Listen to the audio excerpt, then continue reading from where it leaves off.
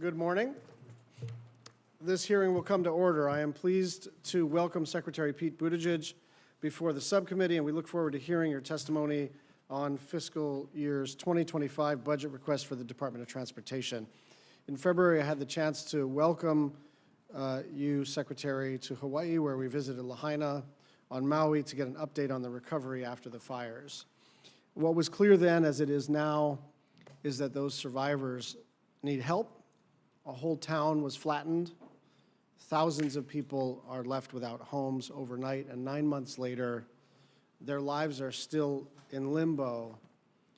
And I know you know this, Mr. Secretary, and I want to appreciate your attendance, your presence on Maui, on Oahu, but also your ability to listen to the needs of the survivors. And I'll just make it very simple. The survivors need transitional housing. The survivors need transitional housing. Other communities across the state are dealing with disasters of their own. Not far from here, Baltimore is recovering from the tragic collapse of the Francis Scott Key Bridge. And as I reiterated to Governor Moore and the Maryland congressional delegation this week, we're going to get Baltimore whatever it needs to rebuild. Elsewhere, just this past weekend, a freight train derailment on the Arizona-New Mexico border forced resident evacuations and a highway closure. We are still waiting to find out more about what caused the accident, but we're thankful that nobody was hurt. And it's a reminder of just how important the investments we make in transportation safety are. In response to last year's East Palestine derailment, this committee, along with Senator Sherrod Brown, worked on a bipartisan basis to improve rail safety by investing in research and technologies to prevent such accidents. More needs to be done to hold the industry accountable, and the administration is requesting an additional $26 million to do just that. In aviation, this committee is focused on addressing the shortage of air traffic controllers in order to maintain safety and reliability for flyers nationwide. The FAA's request for 2,000 new air traffic controllers is urgent and necessary. This committee has also provided significant increases in staffing and resources for aircraft certification, which has helped the Office of Aviation Safety to add more than 600 new staff to improve the scrutiny of aircraft manufacturers, including, and maybe especially, Boeing. An additional $30 million is being requested in this budget for 26 positions, enhanced workforce training, data management, and improvement to safety reporting systems. On road safety, I'm glad to see that NHTSA has finally issued a rule mandating automatic emergency brakes, which will save many, many lives. But more needs to be done. 40,000 lives are lost every year because of roadway accidents, and a growing share of these are pedestrian and bike deaths. No one, whether you drive or bike or walk, should feel in danger trying to get around in their community. We need real accountability here to better understand why the department's investments and regulations are not yet producing safer outcomes. And finally, we have to look at equity in our transportation networks, particularly for rural and tribal communities.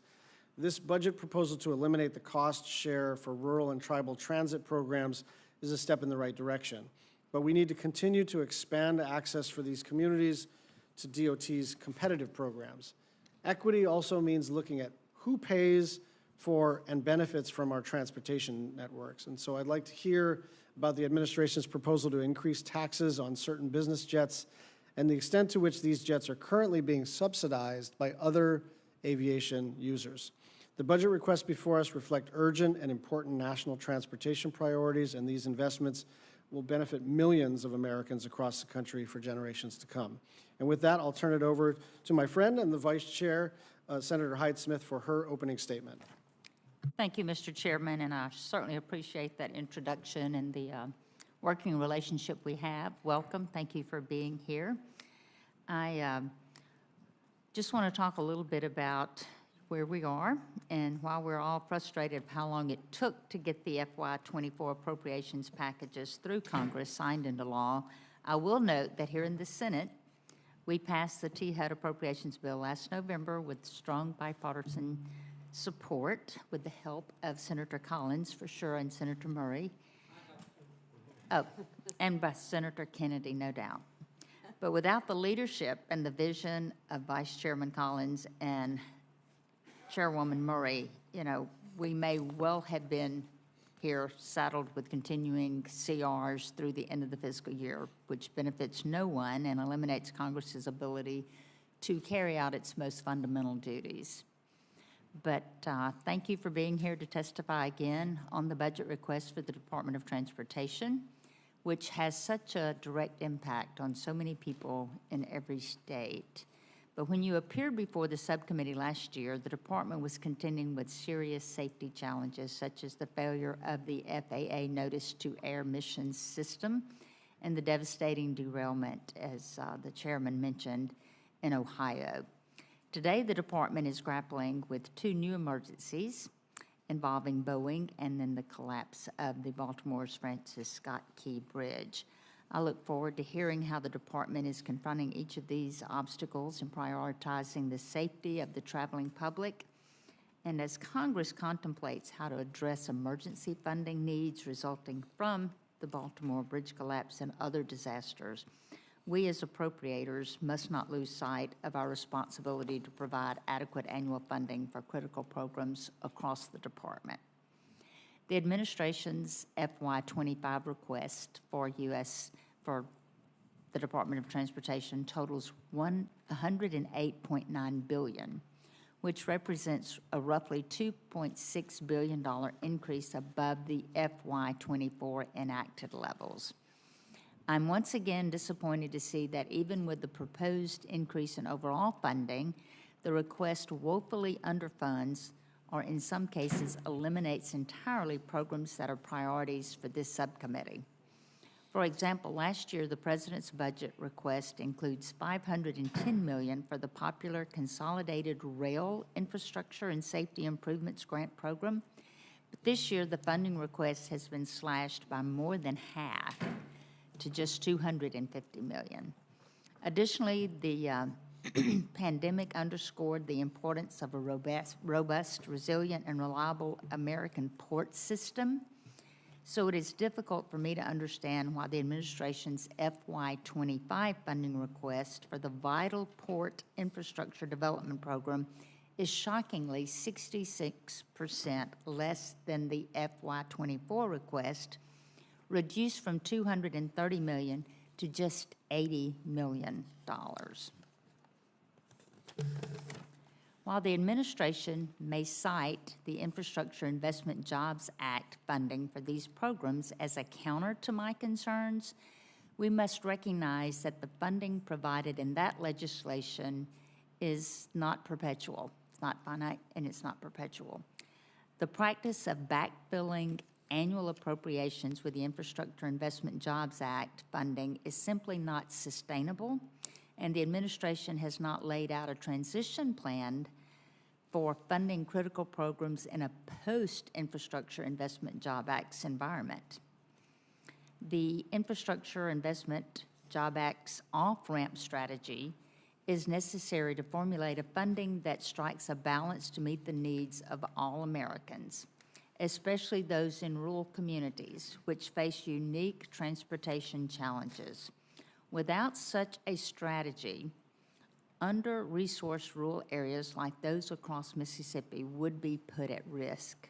This subcommittee's commitment to addressing rural needs is epitomized by the $250 million Rural Bridge Bundling Program that was established in the FY24 THUD bill, directing resources to sparsely populated areas for much-needed bridge repair and rehabilitation work. Our rural communities often benefit from the RAISE grant program, so I wanted to flag some of my concerns with how the administration is proposing to fund and administer these grants.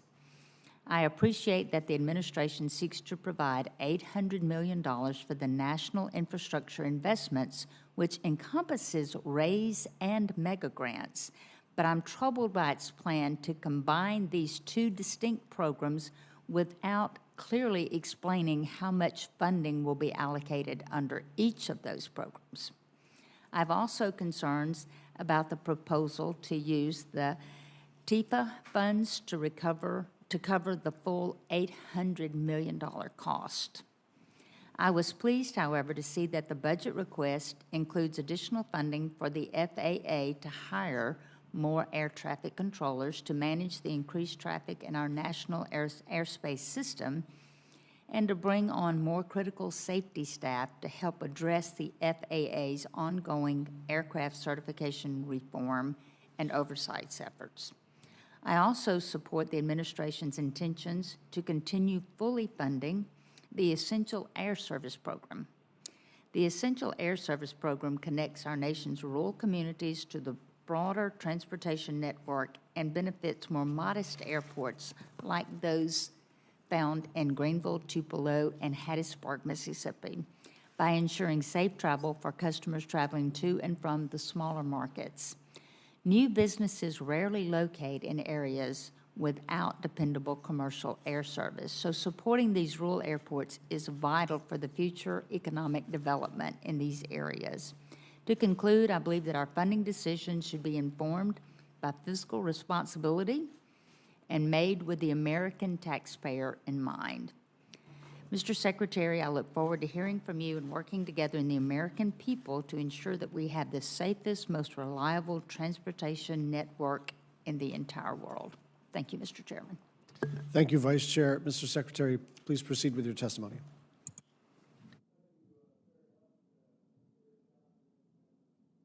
How about now? There we go. Chair Schatz, Ranking Member Hyde-Smith, Vice Chair Collins, and members of the subcommittee, I want to thank you for the opportunity to discuss President Biden's fiscal year 2025 budget request for the Department of Transportation. And I want to thank you for your partnership as we have delivered safer, stronger transportation across every mode and across the country. Roadway fatalities are at last trending downwards, shipping costs are down as supply chains are running more smoothly, and airline cancellations last year were the lowest in a decade. As you all know, we still have much more to do. We are rebuilding not just from the pandemic, but from decades of disinvestment and an enforcement environment that for too long privileged corporations instead of protecting people. The President's budget request of $146.2 billion builds on the progress we have made and enables us to deliver on the important challenges and opportunities that remain. I'll start with our primary mission across every mode of transportation, safety. On our roads, we have funded projects in every state to improve safety for all travelers. After years going in the wrong direction, we've now had 7 consecutive quarters of declining deaths on America's roadways. But this is still a national crisis taking over 40,000 lives every year, and we are requesting $72 billion to improve America's roads and bridges with an emphasis on safety and efficiency. We're constantly reminded of the importance of transportation safety. The country watched in shock as a cargo ship struck and destroyed the Francis Scott Key Bridge in Baltimore, taking 6 lives and closing a vital port.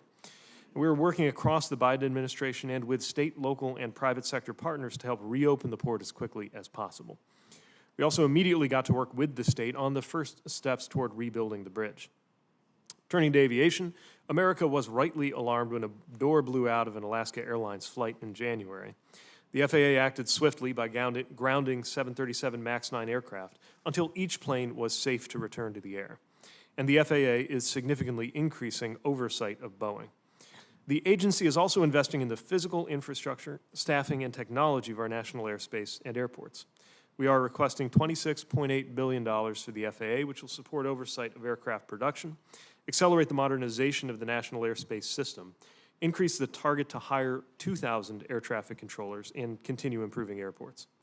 On our rails, we are modernizing infrastructure, fixing road rail crossings, and improving service in places like Chicago, Moore, Oklahoma, between New Jersey, New York, and Connecticut, just to name a few.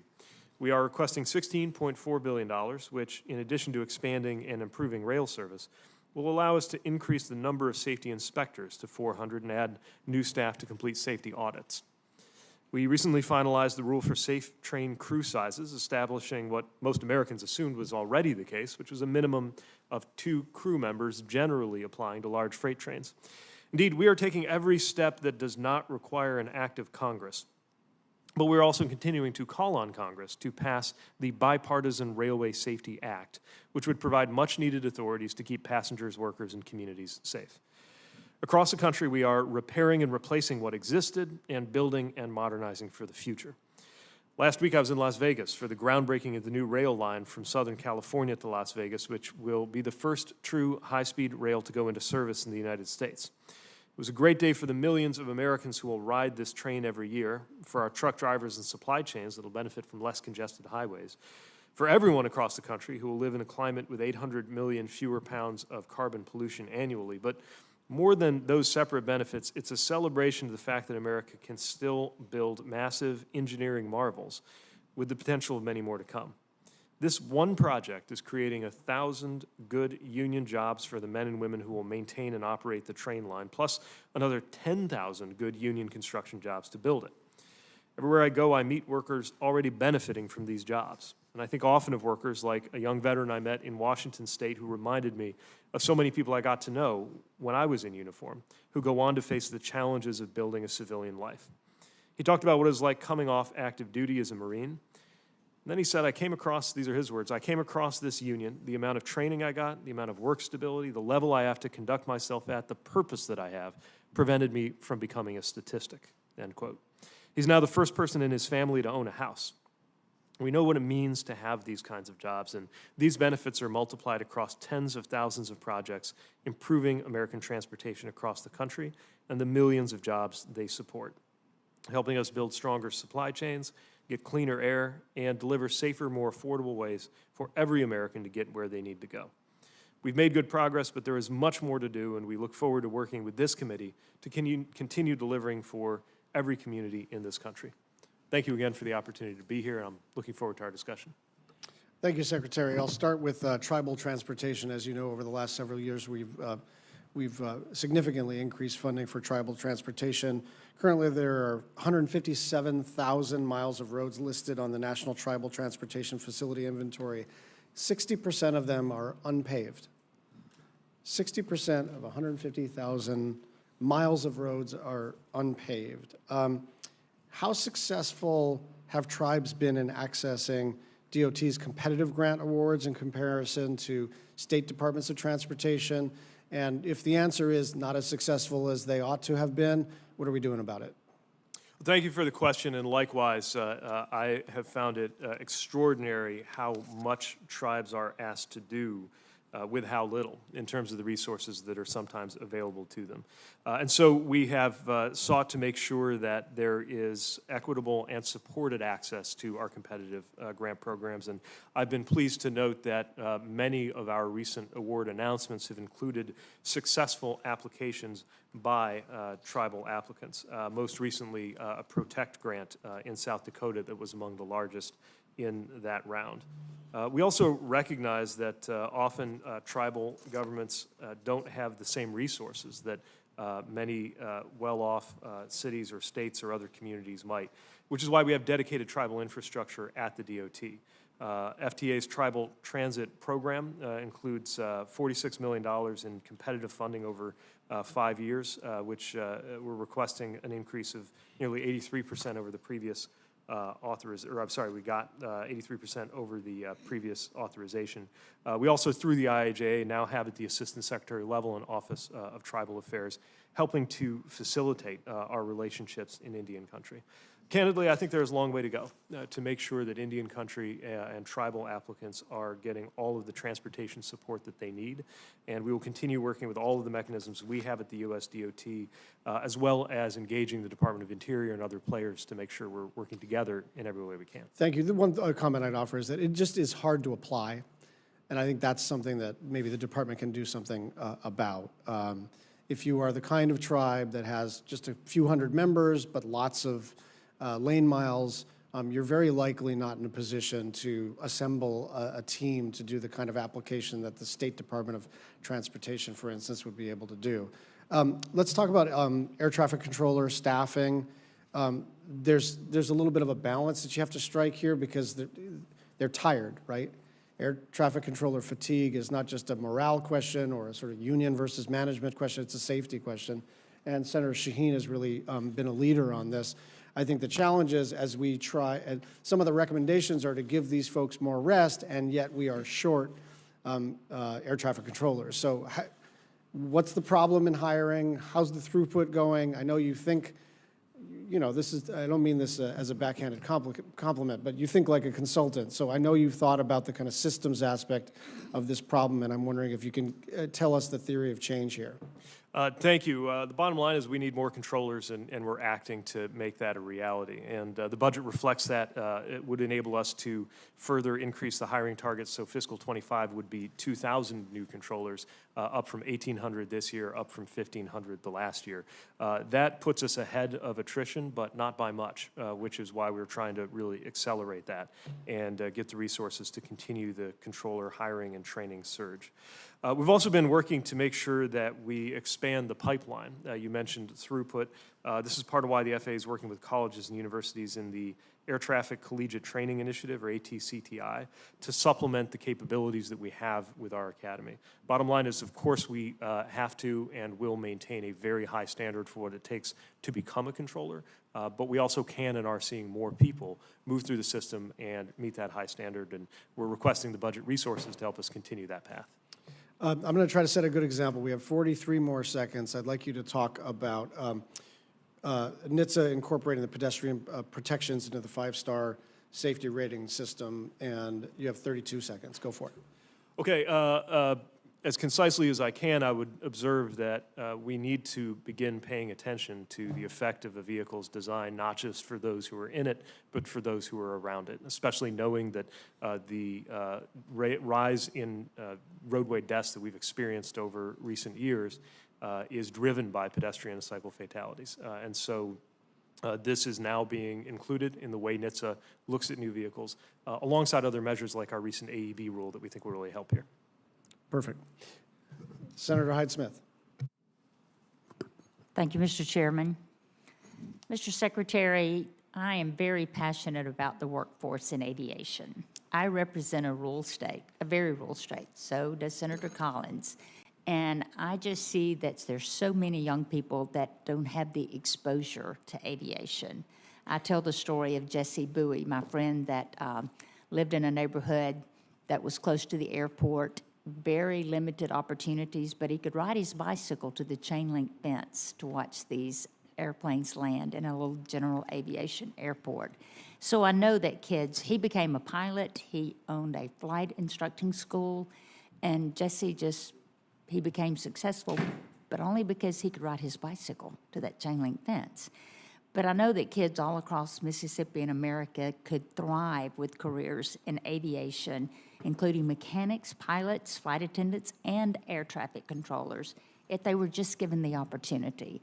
So I do have this passion to reach out to students at a young age, from elementary school to high school, so they can learn about the potential that a career in aviation has to change their lives. The FAA has established several grant programs to invest in the future aviation workforce by providing grants to academic institutions and the aviation community. While I appreciate that these investments are being made, what more can FAA do to get more children involved in aviation careers? Because I do have a dream of developing a program that can bring kids out to smaller airports. But what can FAA do to get more younger people to strike that chord in them that they may not know is there? Well, thank you for that question. It's close to my own heart. The imagery that you've described reminds me of my father taking me as a kid to look through the chain link fence at South Bend's Airport the day that Air Force One came to bring President Reagan to visit the University of Notre Dame. And seeing that jumbo jet was one of the reasons I was the kind of kid who grew up with cockpit posters in my bedroom, only to wind up working in a very different way in aviation than what I might have originally imagined back when I was hoping to be a pilot. We know that sparking that early sense of creativity and passion can last a lifetime. And we also know that the country needs to engage more of the talent that's out there. We do have programming that we believe is meaningful. One that I would point to is the Science, Technology, Engineering, and Math, Aviation, and Space Education Program. It's a mouthful, goes by STEM ASVED. Just knowing of your interest in this issue, pulled some numbers and learned that the FAA's held 11 events so far just in Mississippi this fiscal year through that program, but would absolutely welcome more ways in partnership with you and the committee to make sure that we reach more people who have the aptitude and may even already have the passion, but may not have the exposure or the knowledge that they could very well thrive in these careers. And I know so much of that is on us as states. but I just want to reach out and let you know we will need help from FAA. And, it'll take a lot of folks in the aviation world to make this a reality. But as I continue to work on the program, I'd love to have US DOT and FAA involved to truly amplify the federal government's role in aviation and the opportunities for more young people. I just appreciate your willingness to work with me on that. Talking about other things in Mississippi, Mr. Secretary, the extreme drought conditions that Mississippians experienced in the summer and fall of 2023 left behind almost 13 million dead trees across our entire state. The prolonged drought severely stressed the trees, especially the softwood varieties, and led to major outbreaks of southern pine beetles that is wreaking havoc on our timber harvesters, communities, and landowners. Many of these trees stand along right-of-ways maintained by the State Department of Transportation. And driving up and down the state, you just see them everywhere. It's something like I've never seen. But dead and dying trees throughout our Pine Belt region and the entire state have fallen onto roadways, posing serious safety hazards and forcing Mississippi DOT to expend limited highway maintenance resources on the cleanup. But we have the obvious risk of the traveling public, but I understand that these activities may not be a great fit under the Federal Highway Administration's Emergency Relief Program, in part because they're largely preventive in nature. Still, the fact remains that this is an emergency and Mississippi MDOT needs relief because we certainly didn't expect a drought to cause trees to be on our highways. Are you aware of any existing U.S. DOT programs that Mississippi DOT can utilize, and can I get your commitment to work with these to support these critical safety efforts? I certainly am committed to working with you to find eligibilities and programs where this may apply, including potentially discretionary grants headed to Mississippi. I'll ask my team to follow up and see where we can be helpful there. Thank you. I truly appreciate that. Thank you, Mr. Chairman. Senator Coons. Thank you, Chair Schatz, Ranking Member Hyde-Smith, and thank you very much, Secretary Buttigieg, for your leadership of the department in this difficult and important time. You have led admirably investment in our critical transportation infrastructure across every mode of transportation. And in my view, we have to continue important bipartisan work to fund DOT programs. I think it was a real accomplishment that this subcommittee and the full committee managed to get a strong bipartisan vote for THUD out of the Senate, ultimately after a long and difficult process to the President's desk, avoiding a continuing resolution, especially in this area, to promote safety, to promote jobs, to promote quality of life, I think is something that's valuable to all of us, and I look forward to working with the chair and ranking to that end. In Delaware, since the last time you testified in front of this committee, we've gotten a $50 million investment in the Port of Wilmington and a more positive path forward just in time, because frankly, when the tragic accident with the Francis Scott Key Bridge happened, we saw a doubling of the ship traffic to the under-resourced Port of Wilmington. We're also halfway through building a safety, a sort of defensive perimeter around the Delaware Memorial Bridge, which began more than a year ago through a build grant, a $23 million build grant. It's a $90 million project. But this is a very old bridge, and it carries there's a huge amount of ship traffic that goes up the Delaware River to Philadelphia, and they are now halfway through building piers that would essentially prevent a similar accident from happening to a similarly important bridge as the Francis Scott Key Bridge. So thank you for your forward-looking investment in that. We also received modest grants for expansion at the Wilmington Airport, one of America's smallest and least utilized commercial airports, but it's strengthening commercial service in Delaware, something we didn't have for the vast majority of my life, and $15 million for a climate-resilient bridge in an area of our state that floods out repeatedly and has flooded out many times in my lifetime. Two quick things, if I could. Amtrak funding is very important to me, to many of us. Without Amtrak, I wouldn't be able to commute home.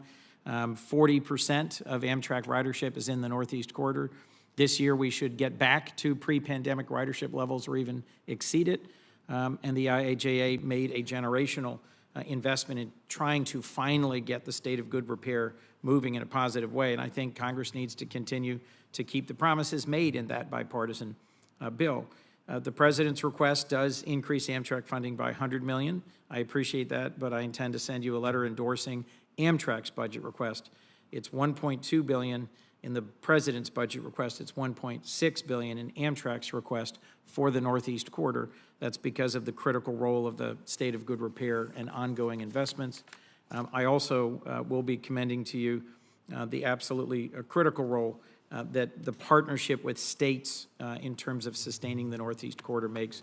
I'd be interested in your response to what you see as the needed level of investment to keep Amtrak expanding nationally. I think it is wonderful that the Bright Line is now going to connect Las Vegas and Los Angeles, and I agree with you, these are great high-skilled, high-wage jobs.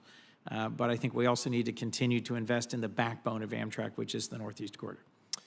Thank you, and completely agree that it is so important to support Amtrak's operations on the Northeast Corridor, the most heavily used passenger rail corridor in the United States. And the investment that we're proposing reflects both the return to ridership and the interest in Amtrak, and the need and the fact that costs have grown. In addition, overall, including the Northeast Corridor commitment you mentioned, there's $2.5 billion requested in the President's budget in addition to the advanced appropriations. And that really is needed if you look at the costs that Amtrak faces and the fact that we are still in the middle or even early part of the journey of making up for the disinvestment that we have inherited when it comes to Amtrak's capital needs. Like you, I've been encouraged to see ridership return. The last figures I saw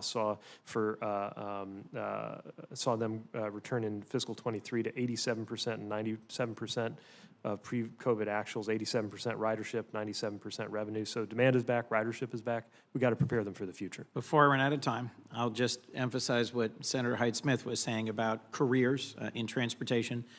Thank you for coming to visit the Amtrak maintenance shops in Bear. Amtrak has employed many men and women in Delaware for a long time. I'm very interested in the mechanical apprentice program that Amtrak has launched, and I'd be interested in anything I can do to help you in sustaining the skilled workforce, without which we can't have the passenger rail of the future. So I commend you for launching that, and I look forward to working with you on that. Senator Collins. Thank you very much, Mr. Chairman, and Vice Chair Hyde-Smith as well. Welcome, Secretary Buttigieg. I want to talk to you about the collapse of the Francis Scott Key Bridge because it brought to light some serious potential vulnerabilities of other bridges that were built prior to the regulations requiring the use of barriers to protect pillars. Now, it's my understanding that as far back as the 1970s, the National Transportation Safety Board recommended studying which existing bridges had inadequate structural pier protection. So we clearly need to have a better understanding of how many other bridges there are out there that could be subjected to the same sort of catastrophic collapse. What has your department been doing to identify these bridges in the light of the Baltimore Bridge collapse? And do you have a comprehensive list? Thank you, and we are very focused on this. As you note, there's been attention to this for decades, particularly after a similarly catastrophic bridge impact in 1980 in Florida, which gave rise to the AASHTO standards, which federal regulations pay attention to. They require that new bridge construction projects consider the need for and the design of pier protection. I do want to take care to preface anything else I say by acknowledging that the NTSB operates independently from us. They are, of course, independently assessing the causes of this incident. And it is too soon to know whether any bridge design currently known could have withstood a direct impact of the 248 million pounds that went into that pier. But bridges have increasingly been designed with what are called dolphins, fenders, or islands around their supports in order to mitigate the impact of a potential collision. I think that even as NTSB continues their work, we will be able to continue our dialogue with AASHTO on the standards that they have. While there is not an inventory of bridges that is scoped for analysis based on what size vessel impact at what speed each of them might be able to withstand, I think we do need to assess where the most critical points are, where we would prioritize investment in the resilience of the legacy infrastructure that we have. Much as we've made investments, for example, in the seismic resilience of some bridges through the Bridge Investment or Protect programs. Thank you. I want to thank the Department and Merit specifically for working closely with Maine Maritime Academy to reach a cooperative funding agreement for their pier infrastructure improvements. I will tell you that Maine Maritime recently received bids that were far higher than anticipated. That's not uncommon in any kind of construction project, as we see the impact of escalating costs of materials, specialized labor, and other inflationary pressures. And we continue to provide sufficient funding to satisfy the federal cost share requirements. But I am asking for your commitment to continue working with Maine Maritime Academy and my staff to ensure that these shoreside infrastructure improvements can, in fact, accommodate the new training vessels for which the committee has appropriated funds, and that will very shortly, they're under construction now, they will shortly start rolling out. Thank you. We are excited about these new vessels. We understand they have their own infrastructure needs. And yes, you have our commitment to work with your office and with the Academy to help them prepare. Thank you. And finally, just a general comment, since I have 18 seconds. And that is, I just want to express my concern about the budget cutting funding for programs that receive funding from the landmark infrastructure bill.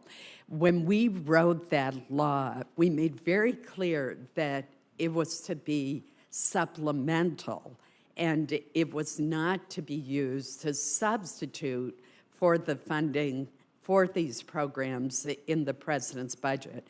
But it seems like for the second year in a row, that's exactly what is happening. And that really concerns me because this funding is finite. It's going to end. It was intended to help our country catch up on a lot of delayed maintenance and to improve the infrastructure, to expand broadband, lots of purposes. It was not intended to be a substitute for the regular funding. Thank you, Mr. Chairman. Thank you, Senator Collins. Senator Durbin. Thank you, Mr. Chairman, and welcome, Mr. Secretary. A little over 30 years ago, I introduced a bill in the House of Representatives that banned smoking on airplanes. I was sensitive to the environment in the airplanes, the safety of it, public health, and the like, and thought the flying experience would be improved if smoking was removed, and it was. I'd like to address another issue about the quality of the experience in the airplanes today. After you're in your seat and have your belt fastened and you're on your underway, there's an announcement that usually comes around in most airplanes, not about just critical safety issues, but incredible credit card and frequent flyer opportunities. It's almost like the farmhand force-feeding a goose on his road to foie gras, the information that is jammed on you, and then the flight attendants walk up and down the aisles and pass out these cards for applications for their branded credit cards. They stand at the door as you leave the aircraft. It's a heavy sell. It's a hard sell. And you ask yourself, why? Why are they spending so much time doing it? I think you know the answer. because major airlines make more money off their branded credit cards in your pocket than they do off their aviation operations. It turns out those big airlines are actually credit card companies that happen to own a few airplanes. So the question I have for you is, who polices the ranks when it comes to these frequent flyer programs? There's a lot of expectation and a lot of investment in those programs by millions of Americans.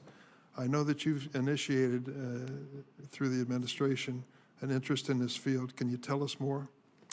Yes, thank you. While we are, of course, not a banking regulator, we are an airline regulator. And as those business lines get blurred, we're recognizing that our responsibility to protect passengers may well come into play.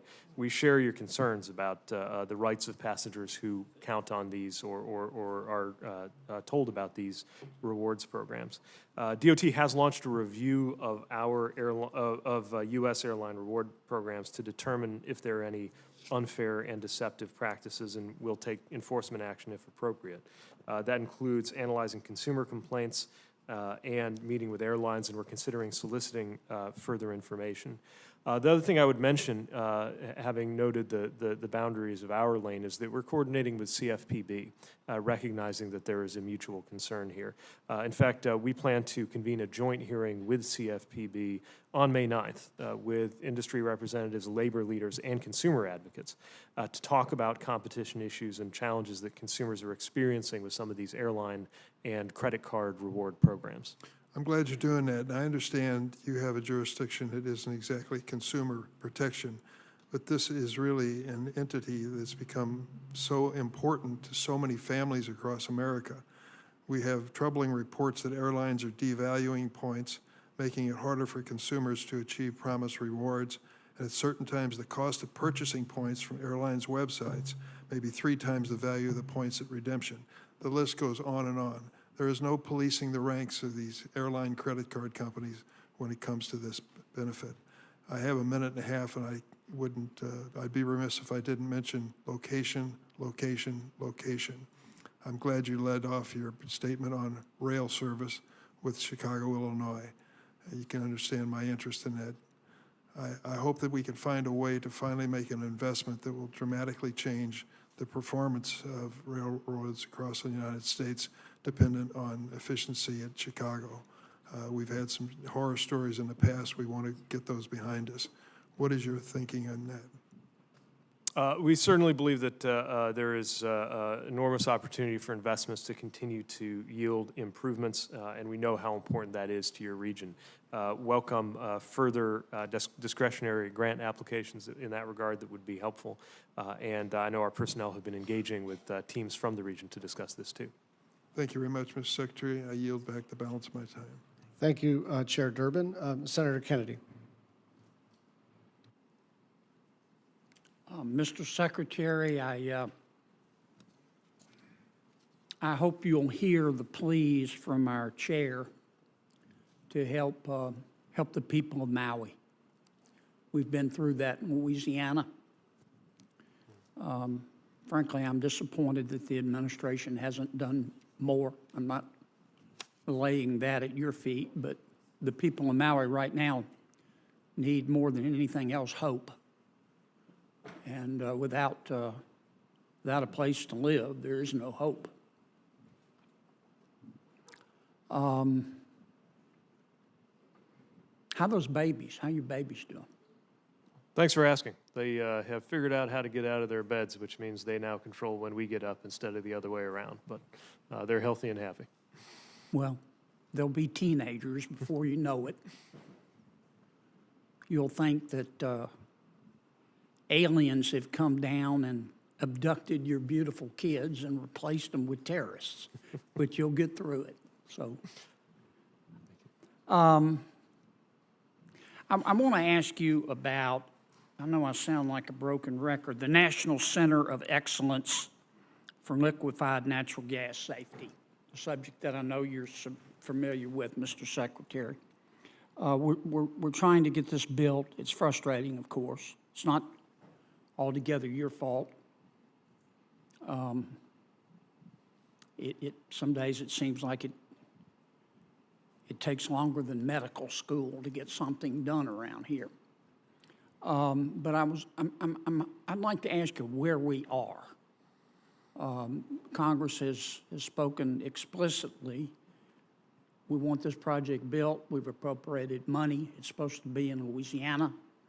The people in Louisiana and the universities there have gotten together. They want to put the, as do I, they want to put the center at McNeese. Other universities will be involved. How do we get this done? Thank you. That's certainly the path that we're on. I know we've been engaging your staff, and with your engagement of PHMSA, I believe that we are on the path to advance. One thing I would note is that we've taken to heart your observation that the facility that is there now at McNeese State creates an opportunity to leverage what we're seeking to do with those taxpayer dollars that are entrusted to us. So what I can tell you is that we have directed the GSA to provide options in Lake Charles for that LNG Center of Excellence. Of course, we need to make sure that we follow the procurement process, and we need to make sure that there are adequate resources coming in from the center, and we're working with you on that. But certainly recognize the importance and the potential of this facility and the value that it could bring, making sure that we have the safest and most environmentally responsible LNG processes in the world. So the LNG project is going to be placed in Louisiana, is that right? Yes. And within Louisiana, it's going to be placed in Lake Charles, is that right? That's what we've directed GSA to do, is find sites in Lake Charles that would meet the mission. And again, part of the rationale for that, as you've noted, is that existing center, that academic center, being able to benefit from that co-location. So pending the procurement process, appropriations, and all that, that's the direction that we're headed in. And you're working with McNeese State University and our other universities, is that correct? Yes. Okay. In the 1 minute I have left, I'd like your opinion on something. I'm worried about Boeing, not just from a commercial perspective, from a national security perspective. I'd like your thoughts on that. Well, the importance of Boeing in economic terms and in strategic terms can't be overstated, given the role that they play in American industry, in aerospace, and in not just the regional economy, but really the U.S. economy. I take care to focus on the safety dimension above all else, and certainly as regards the FAA's equities here, it is and can only be strictly about safety. But I also believe that getting the safety picture right, making sure they address their quality control issues and any cultural issues in terms of prioritizing quality and safety, will in turn redound to the benefit of the economic and strategic importance of a firm that large with that important of a role. Well, we're not just competing against, we meaning Boeing, against Airbus. We're competing against countries now, other countries. I appreciate your candor on that. Thank you, Mr. Chair. Senator Reed. Thank you, Mr. Chairman, and thank you for your gracious hospitality here and letting me go, and Senator Murphy and Senator Van Hollen. I'm simultaneously chairing the Armed Services Committee. Mr. Secretary, we are all aware nationally of the collapse of the bridge in Baltimore, which was a horrendous impact on that city, and we're supporting our colleagues in doing everything we can to get it up and running. But you know, since you visited, we had something similar in Providence, where the major bridge that connects the east and west sides of the metropolitan area had to be closed, at least the west lanes. As a result, and you've seen it, our business community, our traffic, our commuting, where young people might be going to school or not going to school, the ability to get from your home to your hospital appointment has been completely disrupted. It appears that the replacement of the bridge will cost about $360 million. That's way beyond the capacity and way beyond our federal highway allocation. So I would ask you for your help to get us some emergency relief, at least make us eligible for that, and your comments would be appreciated. Thank you. I'm, of course, very conscious of the importance of this bridge, especially after walking it at your invitation in Rhode Island and sitting with the mayor of East Providence, understanding the impact, not just to those who count on it every day, but to small businesses and the communities on both sides. So our Federal Highway Administration will continue actively working with the Rhode Island DOT to provide whatever support that we can. That's included technical support and assistance in two main areas. First, traffic management and operations to deal with the disruption, and secondly, involvement in supporting RIDOT analyzing the current structure and developing the RFP for the replacement structure, which I should note was just issued on April 29th. While we have not been able to determine that there would be eligibilities for the ER program as it stands, we do see how federal aid formula funding and discretionary funding could be helpful here. And we're also working closely with RIDOT on identifying avenues and opportunities there. And again, want to be a resource in any way that we can to help those communities get back to normal and get that bridge into the state that it needs to be. Thank you, Mr. Secretary. And let me particularly thank you for coming up to Rhode Island, and also the Director of the Federal Highway Administration. We appreciate very much your personal involvement. And it might require legislative language to get Rhode Island on the list, and so we will work to try to do that. One other aspect of transportation is transit. Public transit is facing a fiscal cliff, as you know. The pandemic-era flexible transit operating funding expired. That was helping them make it through the crisis. And then ridership levels have not returned to the pre-pandemic levels. And so how is DOT trying to help these public transit agencies continue to function? Thank you. We continue to be concerned about this. Beginning in fiscal year 2025, several large urban areas are expected to face an operating shortfall, and allowing those systems to decline would imperil our economy. Not only are there 370,000 direct jobs in play, but the latest data I have on usage in the U.S. shows that even in 2022, at those diminished post-COVID levels, there were 6 billion trips taken on public transit. That's part of why our fiscal 25 budget request for FTA proposes to allow urbanized area formula funds and flex funds transferred from federal highways to be used for operating expenses. We think that that additional flexibility will be helpful to transit agencies as they develop longer-term plans. And as we see ridership, though it certainly has not stabilized to pre-COVID patterns, we do see it increasing return, and so that we know that if reliability and frequency can be sustained, we can expect to see continued use and continued revenue that comes with that. Thank you very much, Mr. Secretary. And as you know, transit is one of the principal ways in which low-income families get to work and get to school and get through life. So anything we do, I think, would be very helpful. And thank you for your distinguished service. Thank you. Thank you, likewise. Senator Capito. Thank you, Mr. Chairman, and Ranking Member Hyde-Smith. Nice to be here. It's good to see you, Mr. Secretary. In March 28th, with Senator Lujan, we sent a letter to you regarding the NHTSA's Advanced Impaired Driving Prevention Technology Rulemaking. Safety on the roads, especially in the windy and mountainous roads of my state, scattered across West Virginia, is a top priority for me, as it is, I'm sure, for you. I'm eager to see these promising technologies in new cars starting in 2026, as the IIJA has required. I understand that the comments received have been robust, and I hope that this is a top priority for NHTSA, as this action will save thousands of lives and make roadways safer. The NTSB's comments note that NHTSA is over a decade behind on these technologies, and automakers note that adding these measures could add to increased costs and consumer backlash. How are you balancing these competing comments, and do you anticipate that such a wide swath of comments could delay the final rule before it's finalized in 2026? Well, What's the status of that? Thank you for your attention to a very important safety issue. Each year, we estimate about a third of all roadway fatalities are related to impaired driving, which is why NHTSA has been energetic in working to comply with the rulemaking provided for in the infrastructure law. The comment period closed on March 5th of this year. As you noted, the comments were robust. Just to put some specificity to that, there were about 18,000 comments that were received.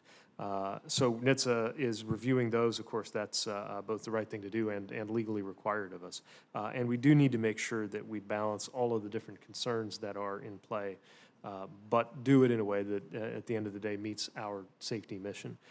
So they will continue to work through those comments, and every intention and expectation is of a prompt rulemaking here. Of course, we also need to make sure there's good understanding of how the technologies will be put into play in practice, knowing that it's one thing to have a technology available or prototyped, another to mandate it across the U.S. So do you anticipate it being in on time in 2026?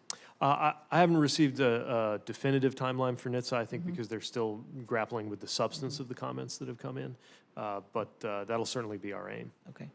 Well, I'm going to sound like Senator Kennedy because I am a broken record on my issues as well, and this is one federal decision. We put that in the IIJA, and one of the key components is the 2-year goal for completing the environmental review process. I've been told that these provisions have been implemented. In March, my staff received a list of the Federal Highway Administration of one federal decision projects that are currently underway. There are 8 projects on that list. Hard to believe there's only 8, but there's 8 on there. Of these, 6 are listed as currently extended or delayed and are expected to have an extension or a delay in the future. 2 remaining projects had notices of intent issued in February, and their schedules have not been posted on the dashboard. Almost all of these projects have missed or are expecting to miss their 2-year goal. I find this very frustrating. The point of this is to move projects, not just to get the projects done, but it saves money. You get more projects done if you can do it in a timely fashion. Will you commit to making the relevant staff at the department available to brief my staff on the challenges facing each of these projects and what the agency is doing to address these? Yes, we'd be happy to engage with you on that. I can assure you nobody's more impatient about getting projects done than... What do you attribute the delays to? Well, each project has, of course, its own characteristics, but we can only certify that permitting has been met if it's actually true. So a lot of it is a back and forth with the state. But I've directed our team to accept a kind of moral, if not legal, responsibility for how the states are doing, to be side by side with them. Well, but it's not really just meant for the states. It's meant for all of the federal agencies to be cooperating and moving into a one federal decision. What kind of accountability are you asking for? EPA, Corps of Engineers, Fish and Wildlife? Yeah, so that's part of why we have the kind of interagency partnerships that were stood up through the White House's leadership on implementing the bill. And I think that that's reflected in the fact that, for example, every schedule posted on the dashboard for an EIS that has been initiated since the Fiscal Responsibility Act passed is shorter than 2 years, compliant with statute in that regard. Obviously, we have some EISs that were initiated as early as a decade ago, so those have gone through a lot before we even arrived at this. But when it comes to something we can do, for example, the provisions that you put forward that made it possible for us to adopt a categorical exclusion, working with DOE so that something didn't go into that more elaborate process, that can help us on the front end. Are you using that provision? Yes, I believe that's... Could we have follow-up on that? that? Which ones are, could we have follow-up on that? Yeah, we'll try to get you a sense of how that's coming to play in the EV projects. Yes. I do have another question on project grant agreements. They're not getting out the door. They're delayed as well, and I'm very frustrated by that, but I'll submit this for the record. Thank you. Thank you. Before I move to Senator Murphy, Senator Capito, we'll if you'll permit us, have some of our staff participate in that briefing, just so we're tracking everything. Yeah, that'd be on great. one federal decision. That'd be great. Thank you. Senator Murphy. Thank you very much, Mr. Chairman. Good to see you, Mr. Secretary. First, let me note a emergency situation in Connecticut that you, I think, have already been briefed on this morning. There was a major tanker fire that erupted on Interstate 95 near exit 15, Fairfield Avenue overpass in Norwalk.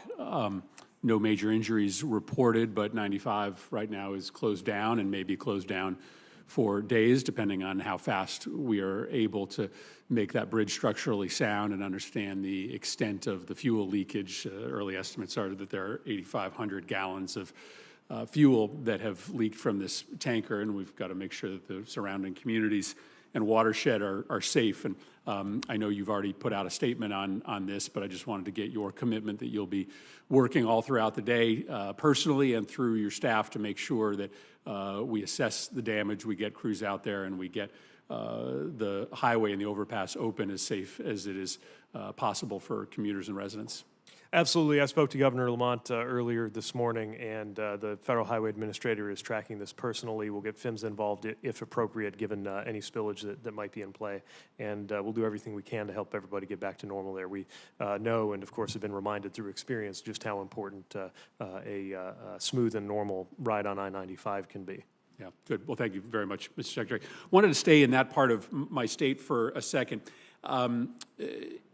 In Stamford, Connecticut, the average income is about $47,000 a year. Not enough, but you can find a way to get by. Just a couple miles up the road in Bridgeport, Connecticut, the average income is $29,000 a year, just simply not enough to get by in a state with a relatively high cost of living like Connecticut. There are a multiplicity of reasons for those differences, but the primary one is distance from New York City, which is the driving economic engine for Fairfield County. It is obviously so maddening that Bridgeport sits only 70 miles away from New York, but still requires an hour and 40-minute train ride to get into the city. There is no reason in 2024 that that should be the case. The great news is that through the Bipartisan Infrastructure Act, we are finally delivering some serious money to allow us to do the bridge repairs, track additions, and general upgrades to be able to get 140 down to maybe 125 in the next 10 years. But as you know, and Senator Coons has already asked you about Amtrak funding, once this big chunk of bipartisan infrastructure money runs out, we're going to be scrambling as a committee to fill in the gaps. And I guess it is concerning to me to continue to look at accounts like the Fed-State Partnership, like CRISI, that are continuing to be underfunded vis-a-vis where they were in 2022 or 2023. And I just want to make sure that we are working with you to make sure that those numbers get back up at the very least to their high water marks over the last 10 years and hopefully far beyond, so that we don't have this interruption in momentum for the projects that we're undergoing to try to help a community like Bridgeport once the bipartisan infrastructure dollars expire. Thank you, and certainly agree. People experience distance not in terms of miles, but in terms of minutes. And we know that we can do something about that by finally tackling the backlog in terms of the state of good repair and accelerating things on the Northeast Corridor. That's what we're going after with all of the improvements taking place funded by the federal-state partnership. And we think CRISI plays a role here, too. Of course, the $250 million requested here sits on top of the advance appropriation for a total of about $1.2 billion. But the Fiscal Responsibility Act, of course, has required us to make challenging choices in terms of making it all add up. As you can imagine, the only person more enthusiastic than I thought I would be the most enthusiastic about passenger rail is the president. And you can certainly count on this administration to be highly committed to improving travel times and reliability on the Northeast Corridor and any passenger rail corridor in the U.S. Well, and listen, what we had hoped to see with this big commitment of federal dollars is that states would step up and make their own commitments. Connecticut has done that. The governor's Time for Connecticut plan is all about matching the federal investment with significant state investment to ultimately get a 25-minute change in travel time on the Metro North line from New Haven to New York, which would continue to transform and grow New Haven. Even more critical, as I mentioned, for even lower income communities like Bridgeport. So grateful for your recognition that we've got to have a plan to get these accounts back up to the proper levels so that we keep that really important momentum going. Thank you very much, Mr. Chairman. Thank you. Senator Hoeven. Thank you, Mr. Chairman and Ranking Member. Appreciate you holding this hearing today, and thank you, Secretary, for being with us. One of the things in our state that we've really pushed to develop is unmanned aviation, UAS systems.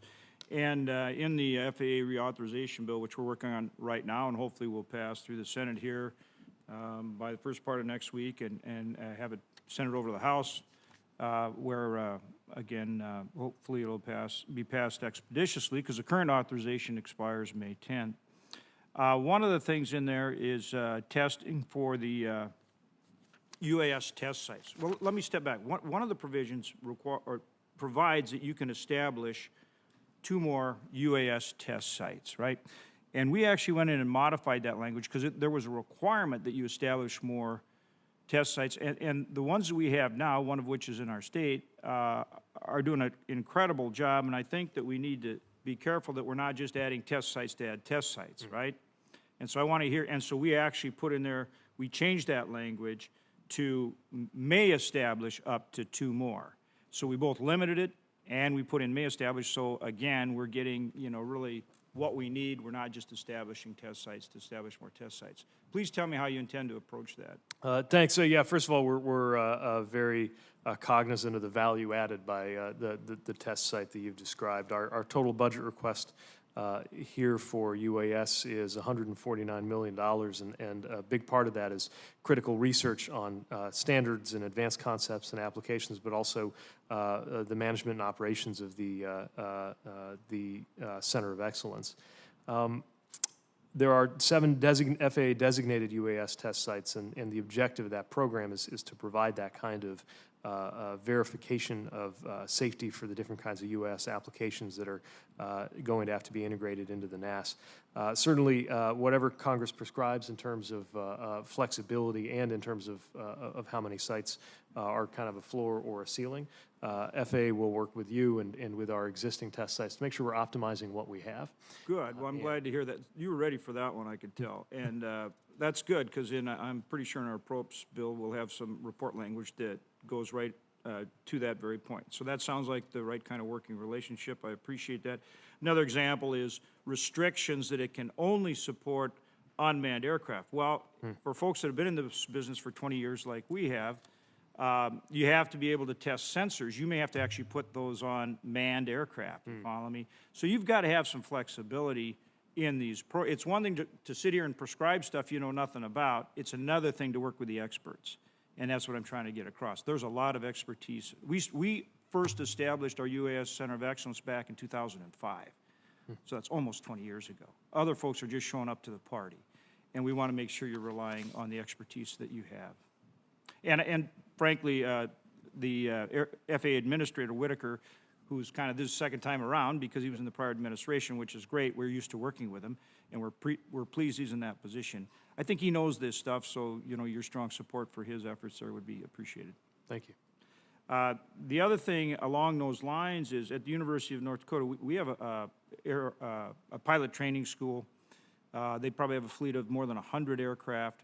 Right now, everybody has to go to Oklahoma City to be an air traffic controller and finish out their education there, which is a real bottleneck. So there's a new initiative that Administrator Whitaker has undertaken.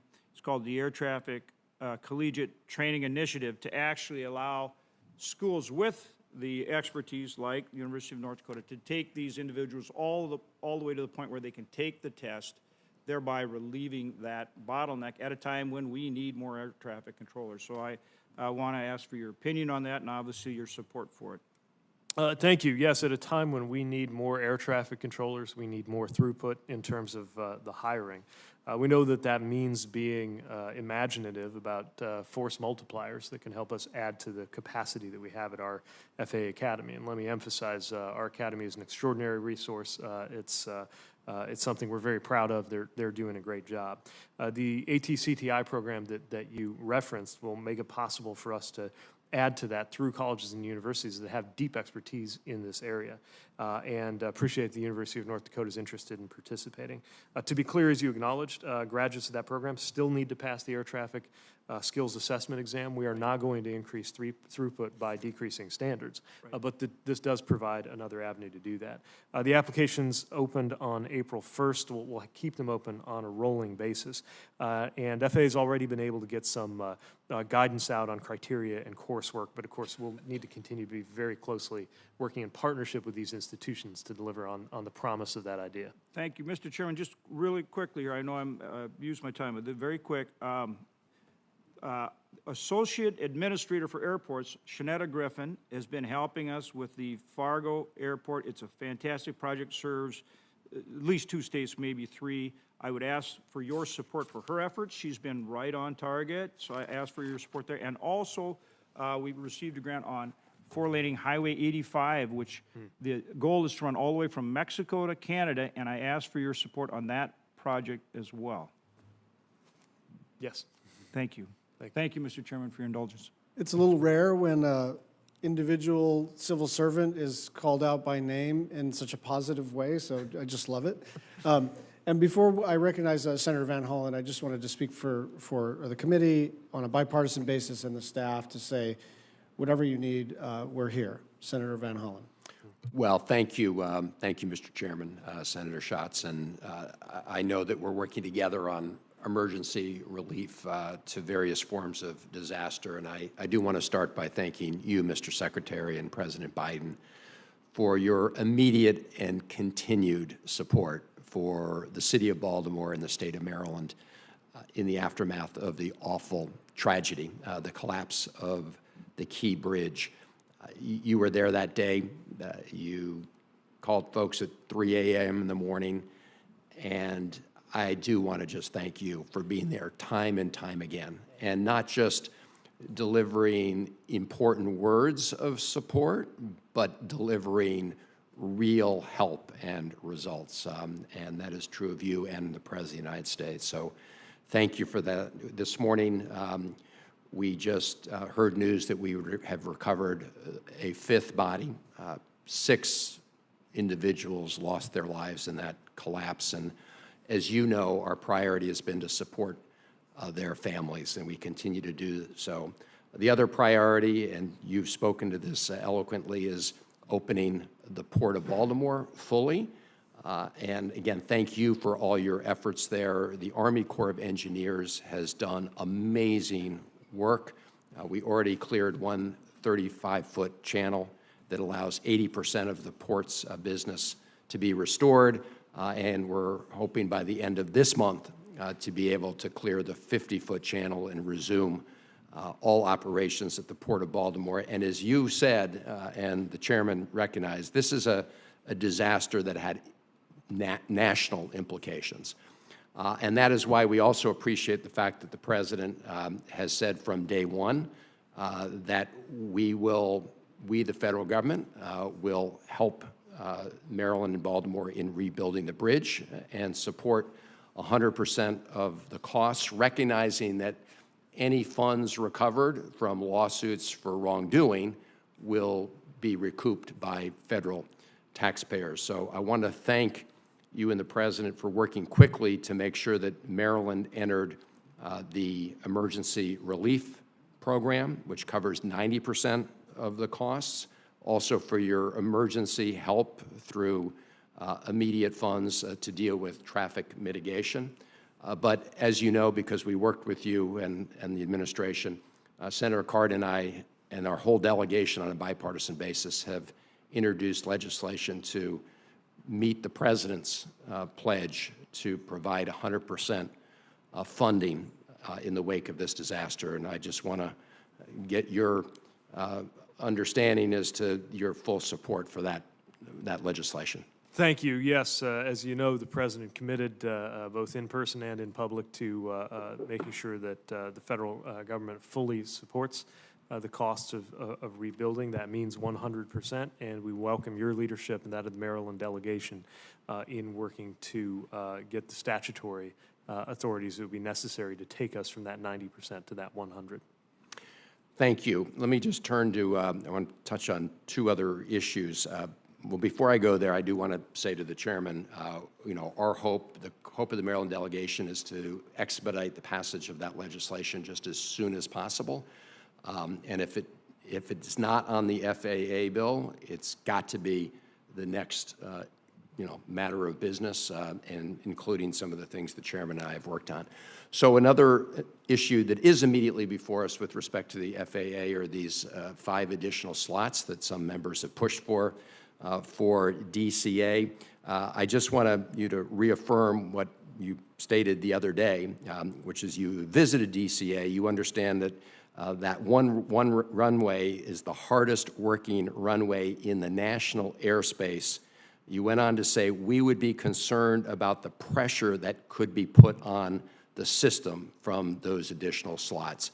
Mr. Secretary, are you still concerned today about the additional pressure that would put on?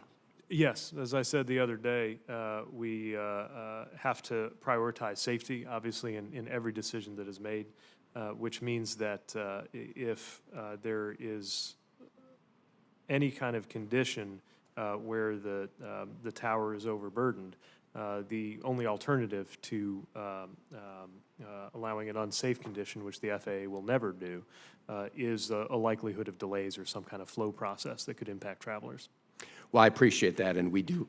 Safety has to be paramount. A lot of the FAA bill is focused on safety, so it would be unacceptable to have a bill designed to focus on safety that compromises safety at DCA. Mr. Chairman, if I could just in closing, again, I want to thank the Secretary for all the work in rebuilding after the bridge collapse. Thank you also for your work as we look to the future of Baltimore City, both with the Red Line as well as our reconnecting communities in West Baltimore, which is the reason the reconnecting communities provision was in the infrastructure and modernization bill. It's to deal with the highway to nowhere, which divided a black community in West Baltimore. You've been there, you've seen it yourself, and so we just look forward to our continued work together on that. Likewise, thank you. Thank you. Thank you, Mr. Chairman. Senator Manchin. Thank you, Mr. Chairman. And Secretary, thank you for being here, and thank you for always connecting, corresponding, and getting back with us on different concerns we might have together. I appreciate very much the attention from your office and yourself especially.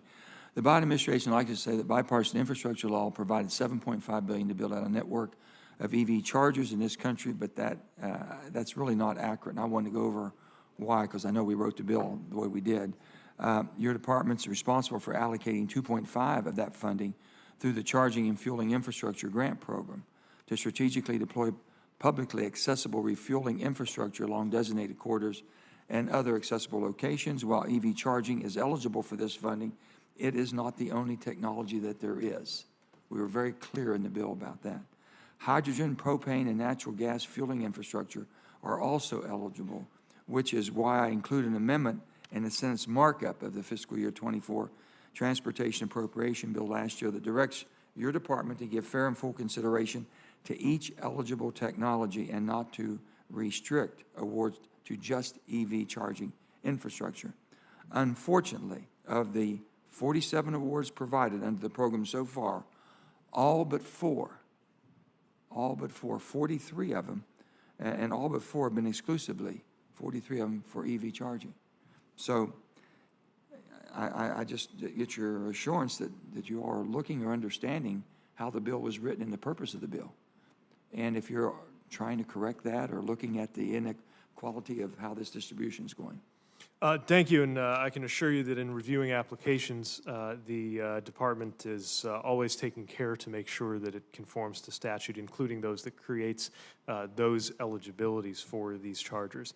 I think the bulk of the successful grant applications have been electric for the same reason that the bulk of private sector investment in alternative fuel for light-duty vehicles has been on the electric vehicle charging, but any program from the Alternative Fuel Corridor Program to CFI that has an inclusive definition where EVs are eligible, but EV charging is eligible, but not the only thing that's eligible, we will apply that faithfully and judge every application based on its merits and its conformity to statute. The thing I mean, just if your people would consider in rural areas where you might have challenges from the grid and electrical capacity and things of that sort, and the larger trucks, they're not going that direction. They're looking at hydrogen for long hauling. They got the horsepower, they got the ability to do it, and they're very clean. But we never have, and we're having a hard time getting hydrogen going because I've got to be honest with you, the administration's a little bit lackluster on how we make hydrogen and things of this sort. But I can tell you it's the fuel of the future as far as the heavy trains, even planes, but definitely trucks.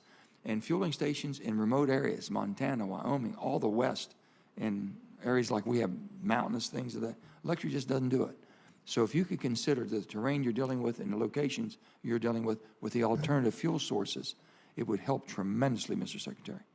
Also, I'd like to I know you've been very helpful on Corridor H.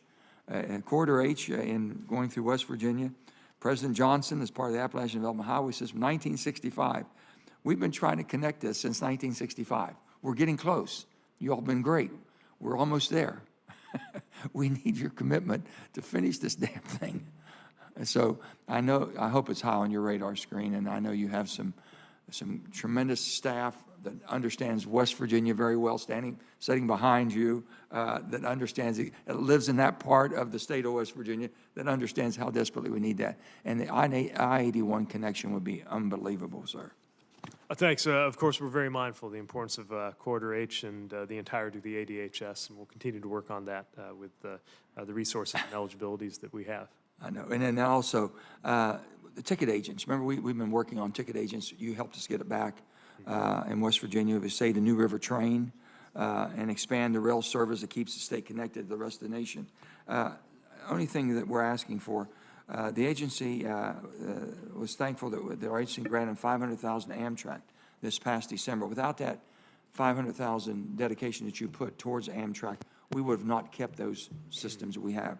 What we have right now is we have the Capital Limited, which runs through the Eastern Panhandle, and the Cardinal, which runs from New York City to Chicago, both traversing our southern borders, southern part of our state.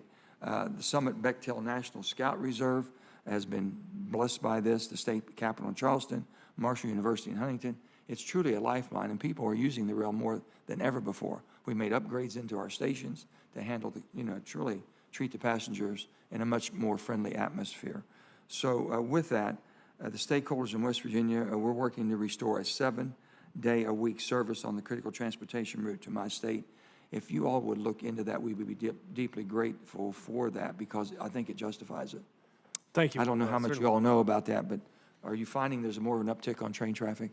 There's certainly more and more interest and excitement in passenger rails. You know, my boss is all about it, and we're doing everything we can to deliver both restored service and reliability. How's the high-speed thing? How's the high-speed working? I've been watching that, and I think you're about California and Nevada, Las Vegas. Yeah, it was a great day. We were able to break ground on that. They aim to have that train in service by 2028.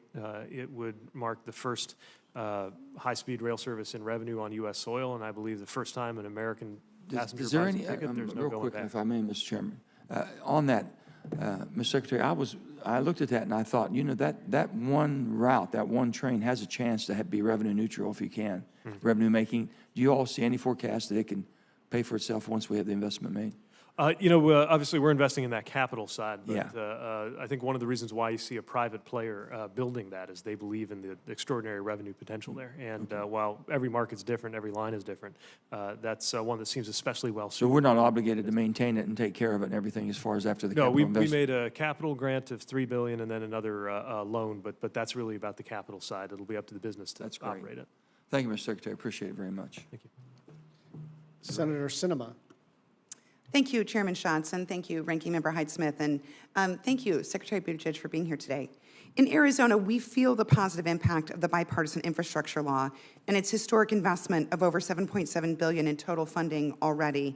Included in that is $4.7 billion to improve Arizona roads, bridges, public transit system, ports of entry, and airports.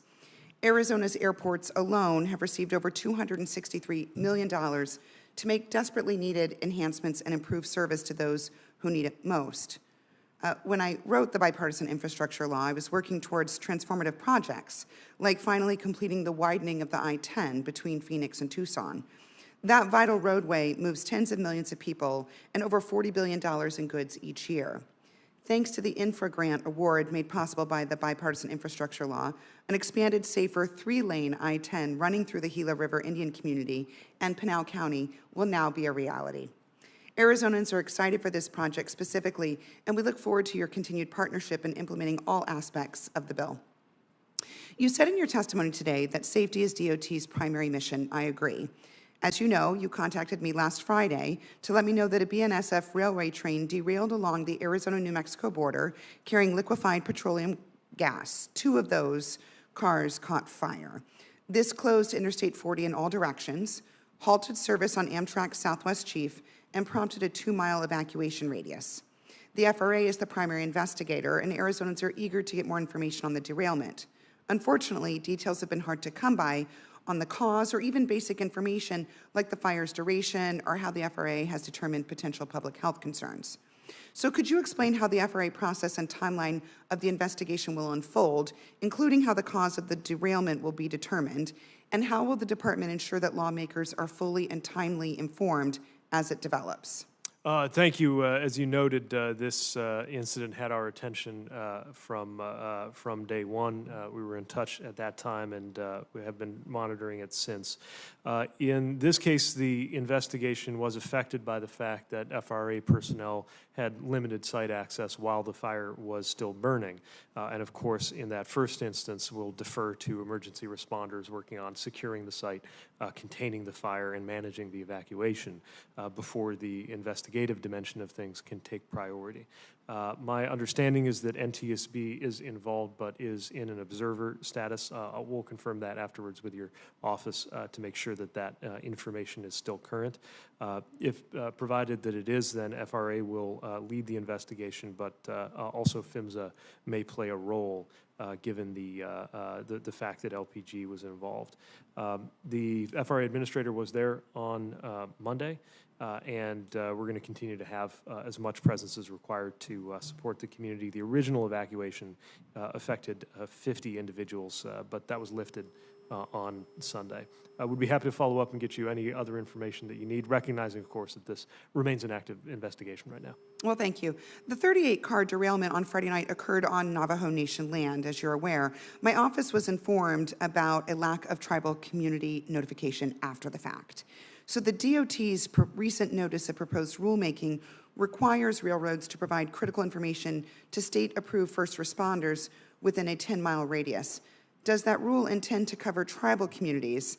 And if it doesn't, do you have plans to clarify the final rule? I would certainly expect so. I'll make sure to look into that. I can tell you at our level, I was on the phone with the Navajo Nation president promptly, but if the railroad missed any of its responsibilities for tribal engagement, I would want to know, and I can also tell you our Assistant Secretary for Tribal Affairs will also be conducting a site visit, and I'll make sure that's on his agenda when he's there. Great. I'd like to follow up on that.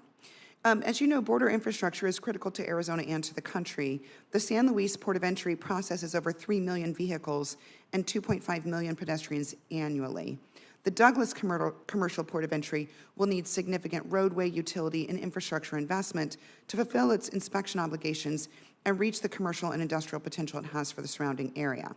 So how will DOT prioritize investment to strengthen our economy and increase our border security by utilizing programs like MEGA, infra, and RAISE grants to support the movement of goods in and through border regions?